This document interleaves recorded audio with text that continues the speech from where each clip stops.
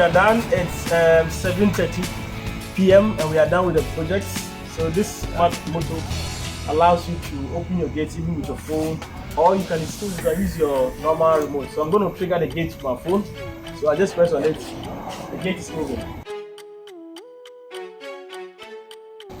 So as you can see, I'm just using the phone to trigger the gate.